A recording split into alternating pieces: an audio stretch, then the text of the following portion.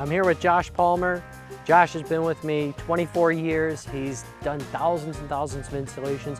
So we're gonna walk through this system, starting at the electrical and the transformer, diagnosing the quality of the system that we have, trying to determine how it was installed, and really go step by step through this process. When I started off in landscape lighting, nobody had existing systems. It really didn't exist. But now we get calls every week for somebody that had a lighting system put in and they either don't know who installed it, the company doesn't provide service, and really the system is fallen in disarray. So before I just launch in to start working on the system, I want to go through an entire checklist. I want to make certain that I know exactly what the system is, how it was designed, how it was built, what the fixture quality is, what the transformers are built of, and how they were installed, so that I don't get in trouble, because once I touch the system and start working on it, I then own it. Some of the worst situations I've gotten involved in is where I try and band-aid a system back together and just get things going, and it just turns into a service call nightmare. Most of the systems that we go out and visit are really not done to our way of doing it. They're really not installed correctly. The fixtures aren't the quality that we want. A lot of time the wire isn't buried to the proper depth, or the fixture quality is just either outdated or not the quality that we would recommend.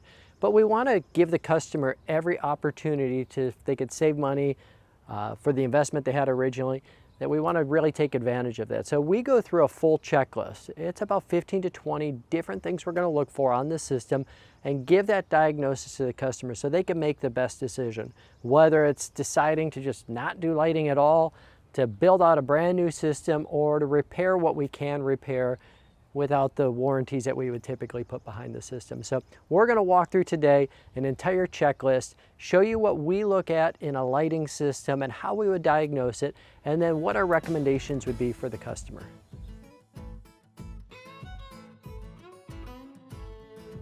Got two lights right there. There's the transformer. Check that out. You think they would have put a light right here with the transformer that close?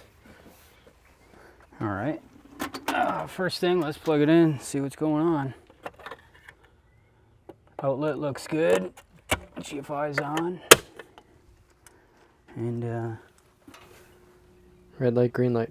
it's a 900 watt transformer. It's got plenty of power. So we took some time to find the transformer location. This is a little unusual. Really, it's just lighting on the front of the house, but the transformer is all the way back in the back patio. So this must have been built before the patio was put in, because I imagine there's piping going out, which we'll trace that. But it's a Vista transformer. My guess is about 2011, and there's a date code on it. One thing that these transformers are kind of known for is there's a coating on it that peels off, even though it's stainless steel. Outlets up high. It's not in an ideal location, but it's serviceable. It does have the GFI. We tested it, and the GFI is working. We'll do some more tests on the electric, but just a preliminary test is we turned it on. The transformer did turn on. And Josh, what do you think of this transformer here? Probably 20 years old? Give or take, yeah. Yep. One thing I notice is a 900 watt transformer. So it's with the old halogen system. You needed the bigger wattage transformers to power those halogen bulbs, but we don't need nearly that much power. So the good thing is this system, once it's swapped out, will be powered well. Yeah. Voltages, it's a 15 volt transformer, so it meets code on that. As you said, huge transformer. The great thing about transformers, they're basically a magnet with wire coils around it, so very few things go wrong with transformers over time. So I've seen transformers last 30, 40 years. So this is a transformer that we can use, even though it's 900 with an LED system, we're probably at like 130 watts total, 140 watts total. So we have more than enough capacity. So the next thing we're gonna look at is what the voltage coming out is, what the overall amperage is, and what the amperage is on the low voltage side. So Josh, if you could go ahead and show like what you're doing with your tester. So the transformer's old. It might look cosmetically fine, but a lot of the things that go bad with the transformer happen on the inside. So I'm going to go and I'm going to test every terminal to make sure there's no loose connections that are affecting any of the terminals. And then I'm going to check the amperage to see what we have on each of those 3 lines. Yep. So first thing, setting your voltmeter, make sure it's not on DC, right? Want me to hold it? Yep. I'll hold that up here. So you have 3 circuits. So I'm going to test the 1 to 11. And I'm going to go right across all of them. 13, and hold it on that one for a second. 14. 14.01, that's on the 15 volt? That's on 13. So Okay, it's running a high. volt high. That's one way they cheat, but everybody does it. It's actually nice when they run high. So it's 15 on 14. And so all of the supply lines are good. So I'm just going to tap it on these other commons to make sure they're good. So everything's testing fine. There's no reason we shouldn't be able to use this transformer. Yeah. Now the wiring's a different subject. The wiring, it determines how many wires are going up front, what we're going to be putting on each wire. Yeah, we'll go through a line load calculation. One thing that's good is code on a transformer is 12 inches above grade. So we always want to be above 12 inches. This is about 30 inches, 36 inches above grade. If I'm 6'3", that would be about right there.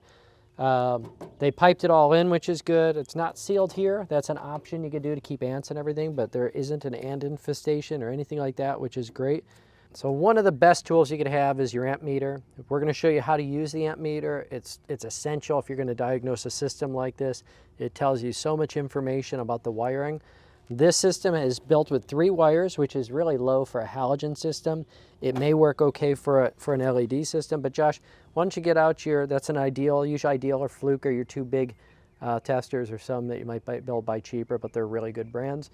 But go ahead and show like what we're doing here with an amp test. Okay, so I just went across all the lugs and tested the voltage using these leads. Amperage is tested. You're not going to touch any copper. You're going to put it right through this loop here, and you're going to find your amperage, click your tester over to that, and then all you need to do is put it around. This one is at 0.13, so means nothing's on it, basically. So we have 2 wires. We have 1 wire with 21 amps on it, which is the circuit overloads at 25, so we're getting pretty high, and the other wires are both at 0. So this is an older halogen system. That could mean a cut wire or a lot of burned out bulbs. Yep. Now go ahead and check the primary side. So this is the secondary side. Everything runs on a 25 amp circuit. We typically don't like to go above 20. Usually about 80% capacity, because you do get a little surge at the beginning. That's really high, but it could be a small short in the system, could be just a bunch of halogen bulbs. And then the primary side, the 120 side, is going to be 1/10 of the amperage on it, because amperage is just watts divided by volts. So if you're 120 versus 12, it's just a 10 times difference. So Josh, show them on this one's really easy because they have. So this is your primary. We're at 2.7. So. Makes sense. We're at 20 something on one, and then the rest were all minuscule. We do look at the transformer. It's got all the ratings on it. There's a date you could barely read. We were right on with the 2011, which is what we estimated the age of the system to be, somewhere in that, if it was designed or built in 2011, this system was probably installed somewhere in that 2011 to 2013 range. So we're looking at an 11, 12-year-old system. This part seems okay, and seems like something on our checklist that we have the ability to say you don't necessarily need to get a new system. Now, the one thing that's not in here is any types of controls.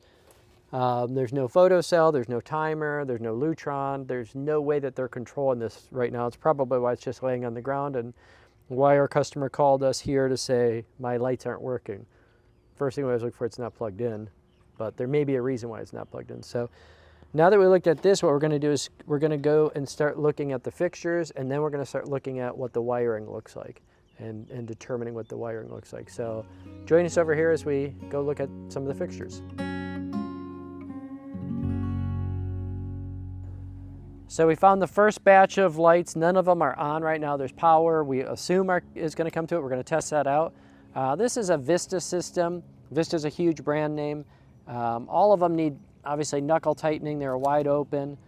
So we look at that. Obviously, the glass has never been cleaned. That's something that's always done on our maintenance. Socket was wide out, and there's a halogen lamp laying here as well. Josh, what's your assessment of these? If you came to these fixtures, what do you think about them? The first thing I'm going to look at is the socket, because that is what turns your lamp on. And you can see this halogen that was in there for years. The pin rotted off, and that's a huge issue with these sockets. Another thing is it's old.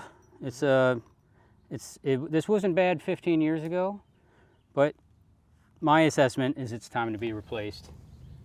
Let's go ahead and test, see if we're getting voltage here. Sure.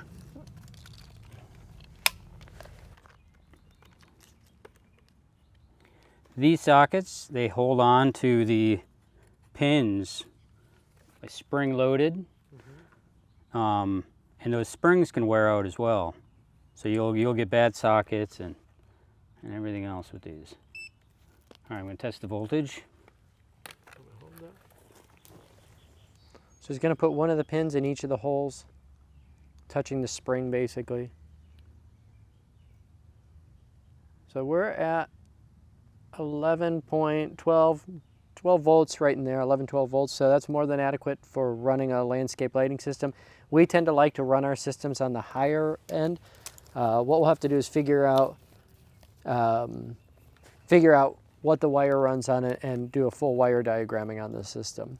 So next thing we're going to look for is the wiring itself, and so that'll be our next step. But overall assessment on this light, it's a fine light. It's what a lot of companies are installing nowadays in retrofit systems.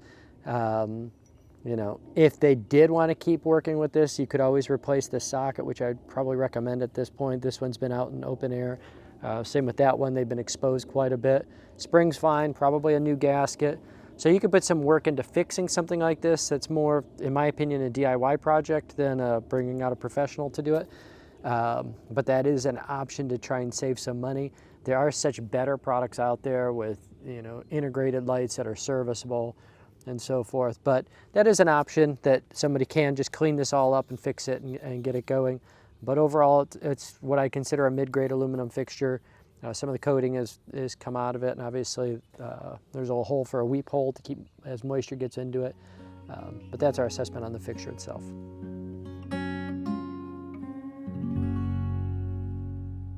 So this is the next thing we're looking at. Is we come to one of the fixtures themselves. We're going to pull up and find the wire. Code is 6 inches deep for a wire. This customer has some fabric down.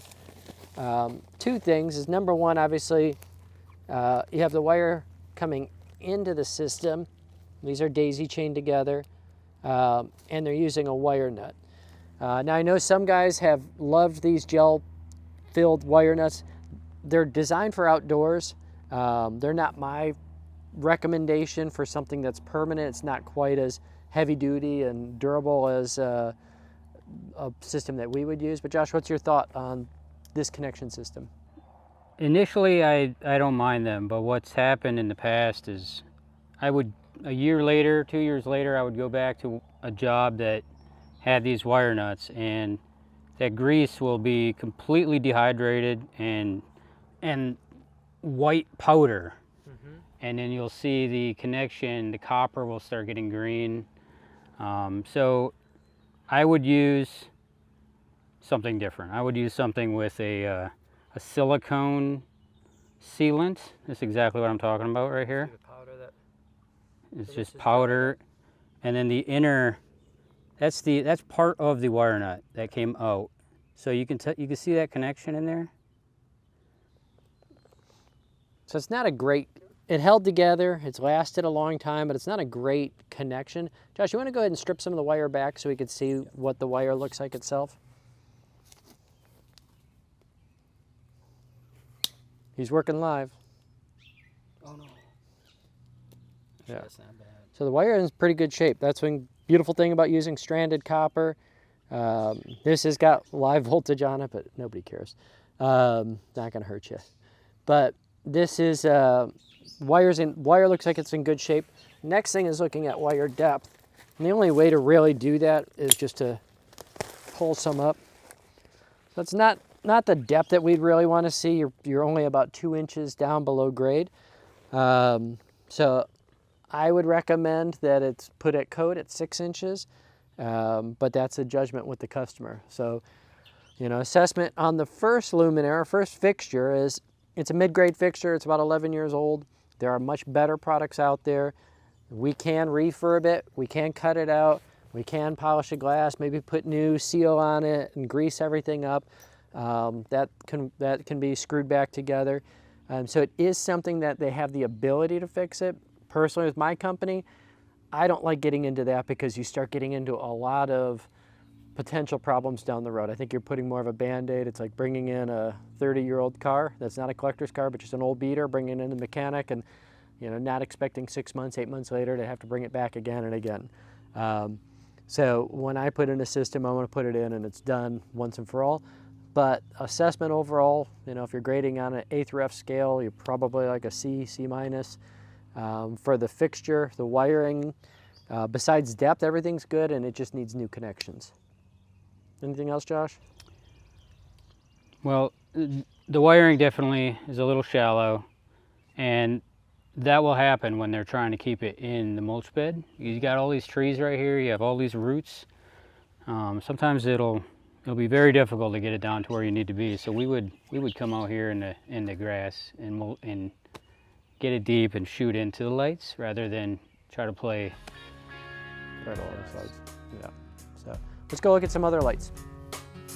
All right, so we're in the backyard. There's only 3 lights in the backyard. We're in the front yard.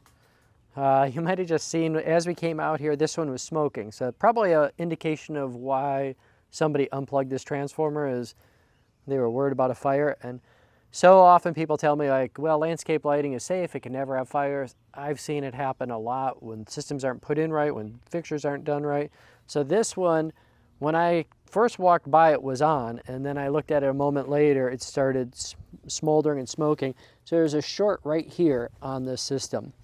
So really interesting to actually catch that live. That typically that doesn't happen. That's one of the things, like if you're working with an existing system, you inherit all of this. So if there's that somewhere in the wire and you don't know about it, you could put in a whole new system and then find out there's a short that starts smoking or doing some crazy thing. The circuit should have shut that off quicker. That's one thing that puts me a little concern on the circuits, or why I have a little concern with the circuits. But this is a well light here. Josh, you want to open that well light up and see what the inside looks like? Obviously, this is junk. This is not something we would ever use. How often do you run across these well lights like this? Not often anymore. Not often anymore. 10 years ago, you'd see them all the time, but they're kind of phased out at this point. Yeah. I'm not sure why they have 2 bullet style lights and 1 well light on the same tree. That's what they did. From a design standpoint, these are obviously much closer. This tree was a lot smaller back in 2011 through 2013. So it's still a halogen system. You don't see that often anymore. You can't even find them. What's the inside look like?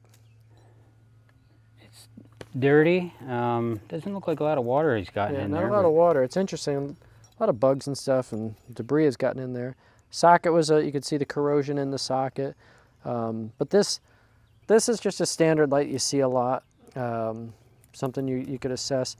And it's not picking apart any manufacturer or anything like that. It's just, this is real world. But this is something that obviously I wouldn't use anymore. And then, wow, that wire's hot. Let's go ahead and pull up the connection and see if we find out. Josh, what else would you be looking at here? Are you looking at, what, the wire connections?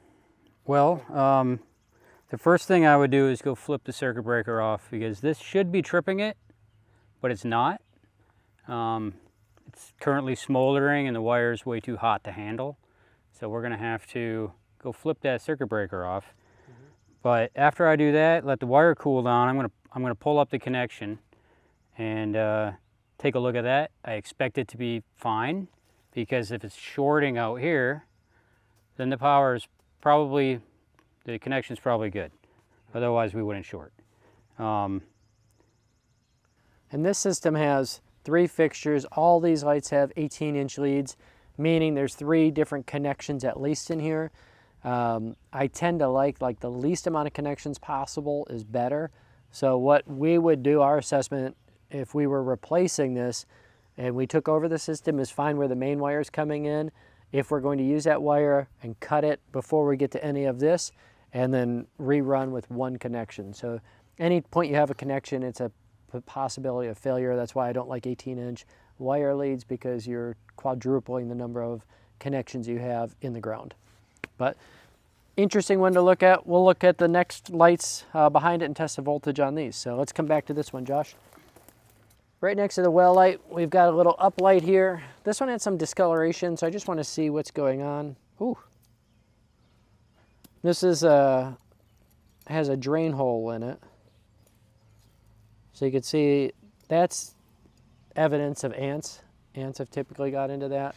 And you can see how much dirt they build up around it. That builds up a lot of heat and a lot of issues. This is another fixture that, you know, if you wanted to take enough time, I was wondering what that discoloration was. If you want to take enough time, somebody could really clean it all out, maybe run new wires through it. You know, ultimately, though, you're saving an aluminum case. You know, that's all you're saving there. But everything else has to be redone on this. But very interesting, just finding out some different things on this. So this is why we like to go step by step. So we're going to look at this. We want to test the voltage on this to see if we're getting power here. One thing I would say, I was noticing there's algae on the lens, so we know water got in here. Yeah. So down at the bottom, this white wire connects to that black wire that's smoldering over there. It connects to it with just simple butt connectors. Mm-hmm. So if you get water in there, that sits in there for a while. Oh, yeah. You can't see those butt connectors, but they're down there, and that worries me. Yeah, it's not a sealed connection inside of it. So everything about this light tells me to replace it. But we'll see if it has voltage.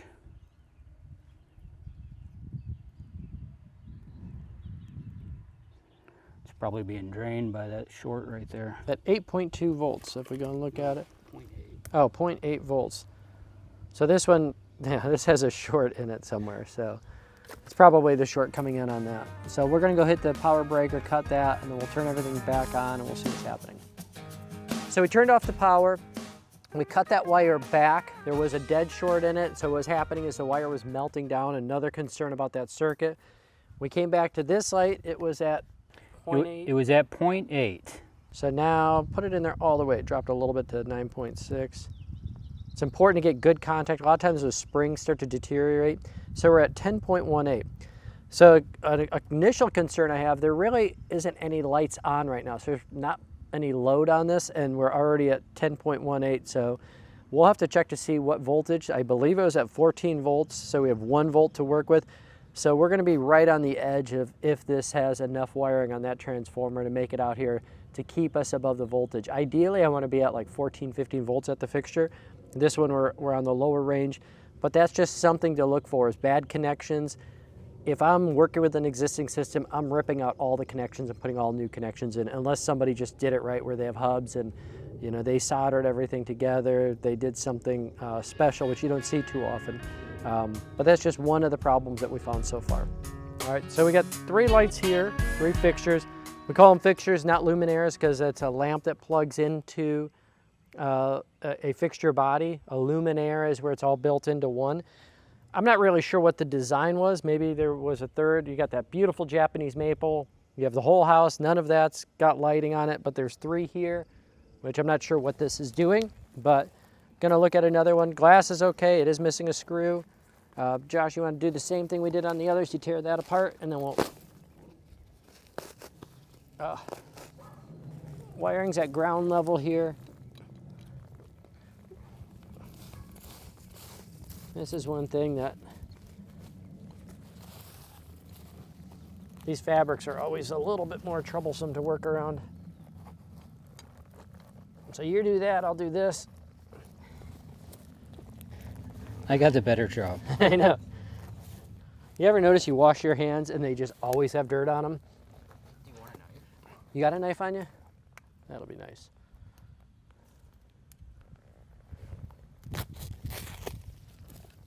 See, proper tool.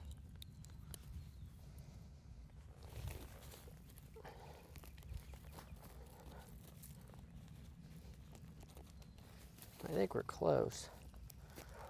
When in doubt, we've all done this. Used the wrong tool for the job, but As long as it's not your tool. I know I'm borrowing some. That's mine. It's all good. Yeah. One thing I'm noticing is this must have been a flaw on this particular fixture, because where that one was shorting out, this one's about to. So, just an observation. We're getting power here. Well, these are the old halogen bulbs. If you're new and you've never seen these, it's a lot of fun to get them hot and warm and then touch them with your hands. It's just an experience to really build some calluses on your finger, build some strength on it, because you will burn yourself pretty good. These things run at about 550 degrees. That's why they're much more of a fire hazard. So much more of the energy is going into heat than light. LEDs do such a better job of using the energy for light than heat. Most of the wire was right at surface level underneath here, and it looks like the connection goes right under this rock here. So we're looking at, sometimes these sockets get so corroded. 7.17. 7.17.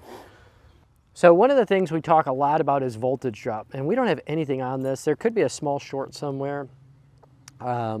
A short will cause the voltage to really just die out. There'll be times where it'll even sometimes measure power, but you put a light in and it doesn't light up. That's usually a cut somewhere in the line, or where energy's not going through both sides. You're only getting one side of it.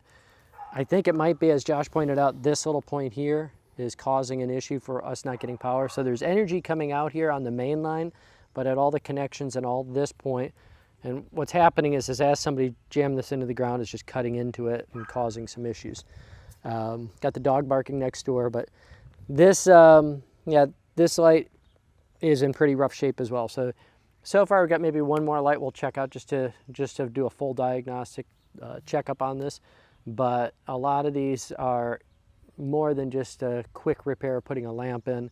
And so we'll do a full diagnostic, but we'll go check out one more section, another main light. So the assumption is one wire's running here, one wire's over there, and one over there. There's 3 light wires in this. Without running wire tracing and going through that, it's hard to tell unless we pull it up. That is a service we offer, as we can go through and really go through each wire run, or we go to the transformer and we power each section on. And that would be the next phase. If we say this wiring's pretty good before we do our final step of approval, we're going to go through and check everything. At this point, I'm losing a lot of faith in the wiring system itself. So let's go look at one or two more, and then kind of go through a final diagnostic on it. Josh, you notice the first thing right here? There's water inside. Yeah, so you see moisture inside. In halogen systems, that burned off most of the time. But it did cause a lot of calcium buildup on the lens itself, which is a little issue. You do have the powder coating starting to come off. That's cosmetic more than anything. It's buried in the ground, so it's not catastrophic. But let's go ahead and open this one up and see what we're looking at here, and take the voltage test on it. So what we're going to do next is we're going to see if we could get a shovel out, get to a main line, see what the main line looks like. At the first spot we checked, the copper was still in good shape. Then we have to do a line load calculation and just determine how much we could put on that. It's a 12 gauge wire, and see how many lights we'd want to add to it. And then we'll assess the overall design of the system, what we think of it, and then we'll be able to come up with a full analysis to present to our customer.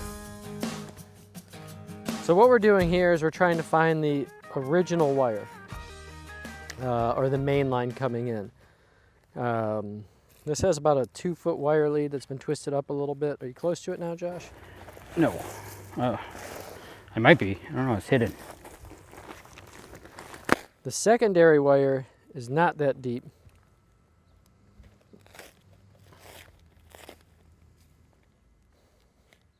There it is. Right there? I think so.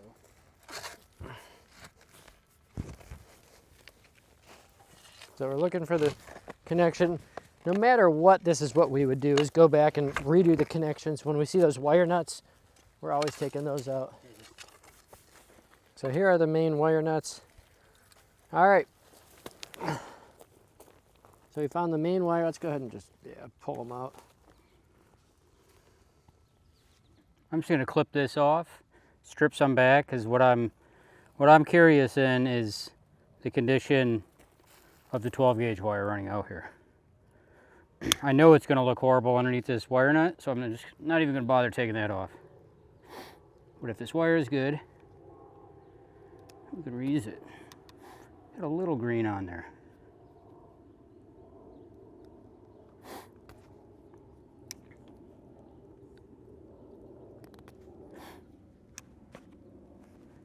So you can see some moisture has gotten into that line. When the moisture gets in and it vertes like this, it does cause a little bit of the energy to not be as efficiently going through. It's the energy is actually traveling through the outside of the wire. So that does cause some issues. Copper does last a long time. It's got about a 50-year lifespan in grade if you protect it, or for a lifespan in ground if you protect it properly. But it's a little corroded. It's not the worst I've ever seen. We were getting at 14 volts. That's a 15 volt transformer is coming out, a little on the high side of 15. So assessment on that is, I think it's usable. It's just something to be cautious about. So what we would do in a system like this, if we decide to use the existing wire, we're not going to give any warranties on the wire. So that's an advantage you get. If we put the wire in, we know exactly what's going to happen. My recommendation, if anybody's watching this and they're bidding out a system, you can't really guarantee what's happening from here to there. As we saw in that one fixture, there was 3 splices that were just done with duct tape or electrical tape without any real compression on it and anything holding it together. So you never know if that's going to rear its ugly head as you get into the system. So next step, we're going to look at the overall design, what we think of the design, and we'll give assessment on this system at this point. The one thing that we haven't checked is just going inside and checking the circuit panel and trying to understand what the overall power, the amperage on the primary side. That, according to our customer, hasn't been a problem, but I always like to trust but verify.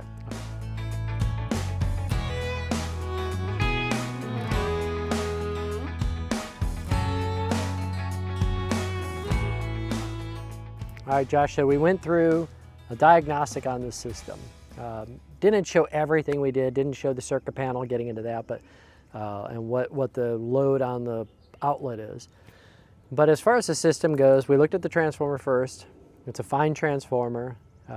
Probably the greatest concern I had with it, but it's a 900 watt, so it's huge. You could probably put like 75 LED lamps on it now. Right. But the issue we had was right here.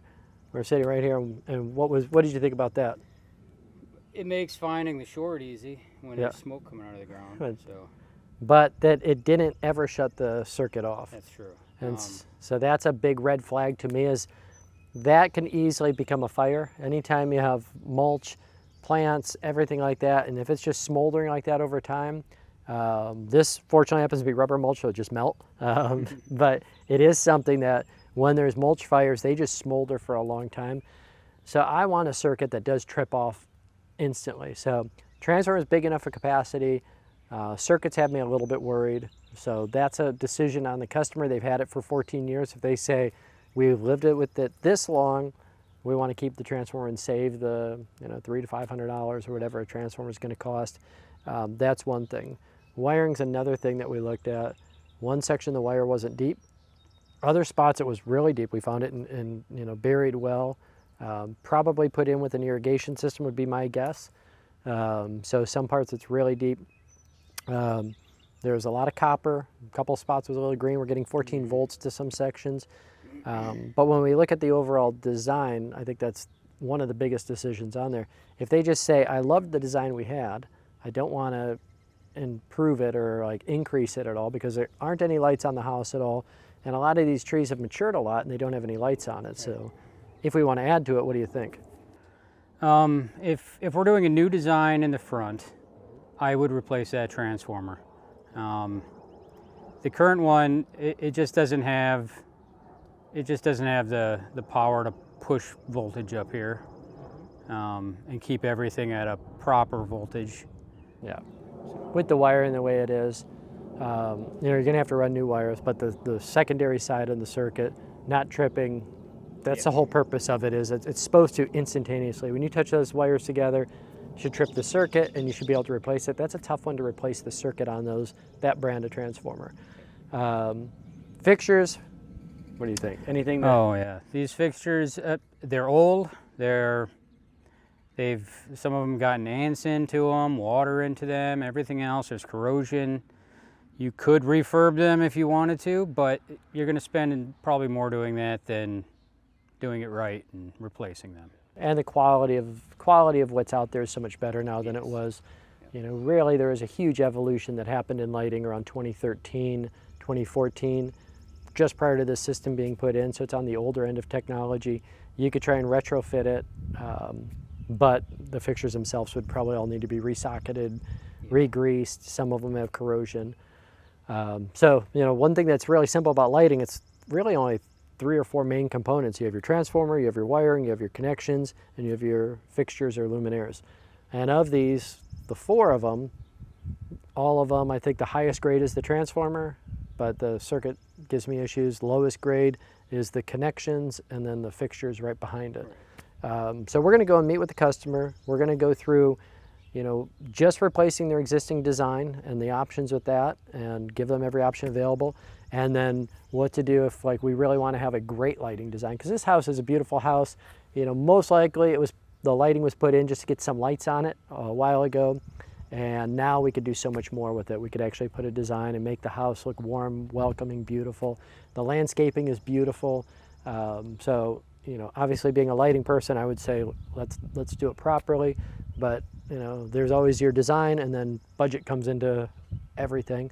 But as you can see, it takes a lot more work for us to assess a existing system than we could come in fresh and just do it all ourselves. Yeah. So where a lot of times we want to save money, we want to make sure we're not throwing good money after bad money.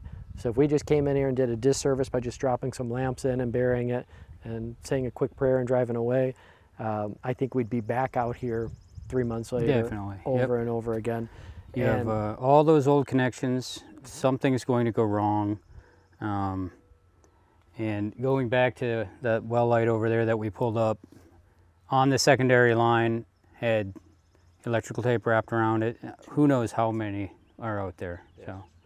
So I'm going to go back inside, meet with the customer, give them, you know, unfortunately a lot of times this is bad news. It's very rare you always see a TV show where they rip up the carpeting and you find the beautiful hardwood floor. That usually isn't the case with landscape lighting. You don't find the beautiful hardwood floor. You find, you know, sometimes either shortcuts that someone made or just the installation techniques weren't great at the time. And now you're looking at it 13, 14 years later, it's aged. So, you know, we're able to provide whatever service they want, either just fixing the current system as far as making it better, or going through a full redesign. And that's just going to be up to the customer. And if we're a great fit for them, wonderful. But we want to put in something that's going to last, not give them problems, not give us problems, because the worst thing we could do is not do it correctly. So that's our assessment phase. Let's go inside and talk to the customer next.